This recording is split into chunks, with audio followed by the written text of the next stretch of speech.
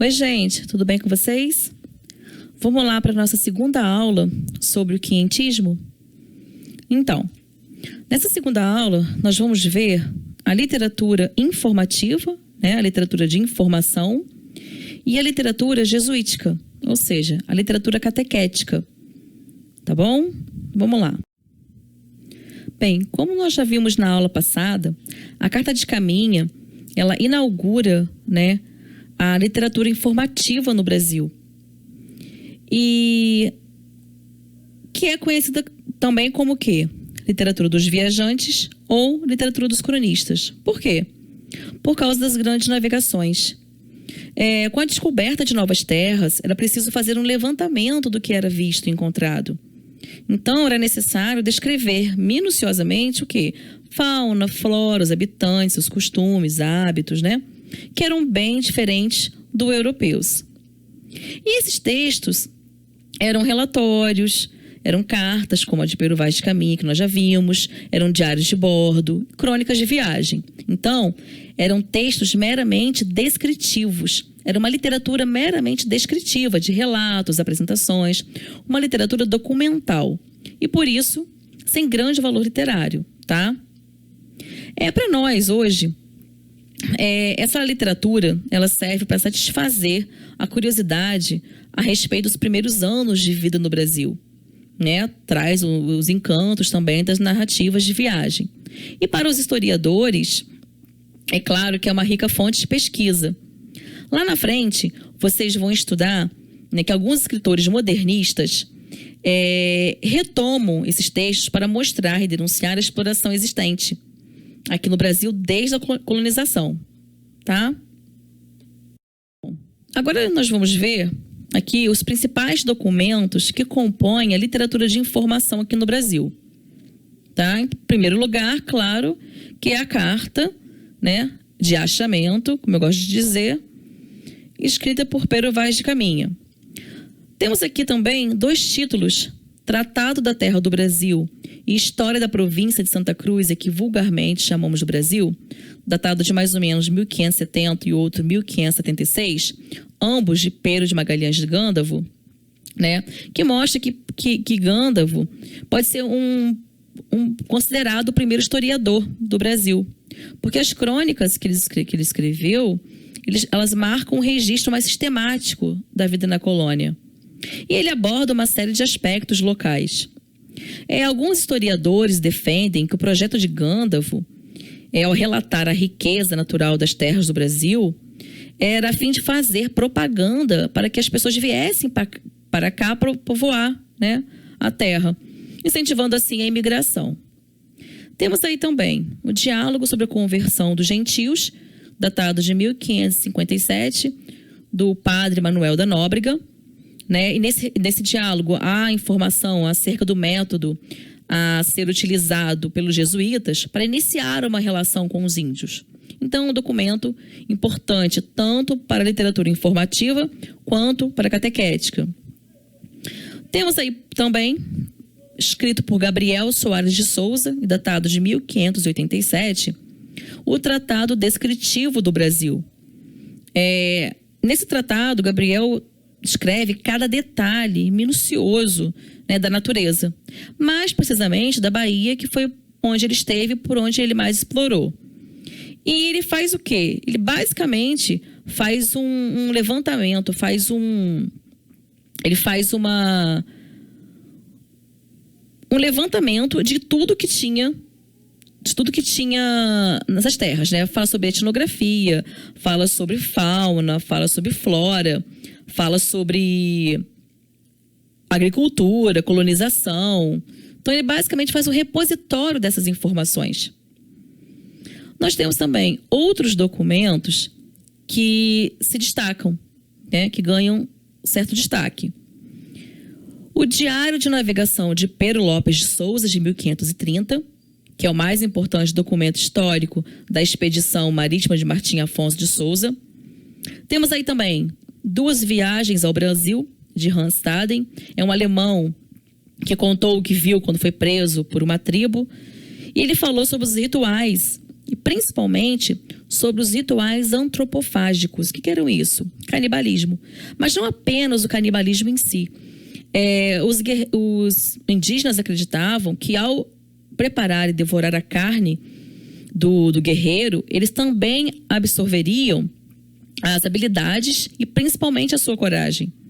E quem falou também sobre o canibalismo e sobre os rituais foi o francês Jean de Lery, Viagem à Terra do Brasil.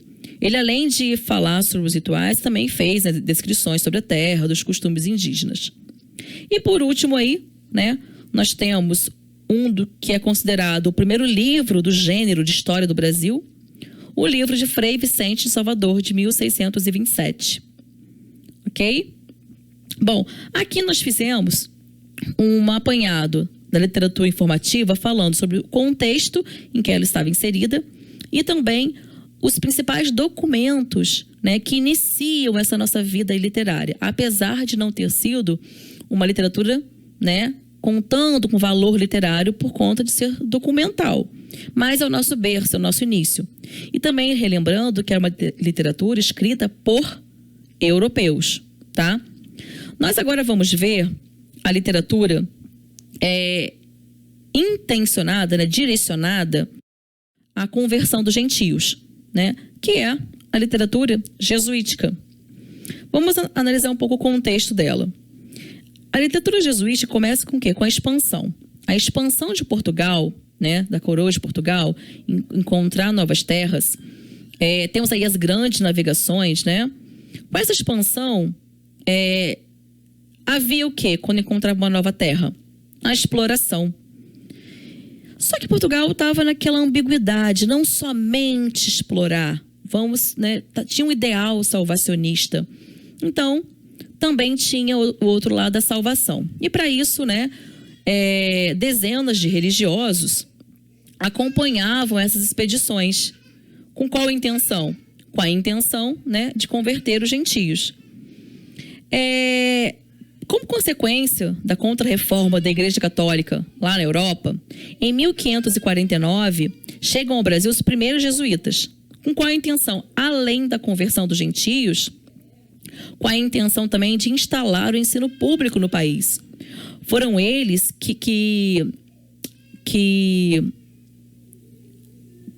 Nossa, faltou a palavra agora. Foram eles que inauguraram, né, o primeiro colégio no Brasil. E para poder essa linguagem, essa catequização chegar até os índios, chegar até os indígenas, eles precisavam produzir, estavam produzindo material. Que material era esse? A literatura de catequese. Essa literatura constava poesia de devoção, o teatro de caráter pedagógico, o teatro para ensinamento, né? E documentos informativos que serviam para informar as autoridades lá de Portugal, né? Como estaria sendo desenvolvido o trabalho, o andamento do trabalho. O que mais conseguia atingir os objetivos era o teatro, né? Esse teatro com caráter pedagógico aí. E, gente, o objetivo que a gente está falando aqui não é somente catequização dos índios. Vamos pensar também de impor uma cultura, tá? Impor costumes, impor hábitos, impor crenças. Estamos falando disso. Então, o ensinamento não ficava somente, né, a catequização.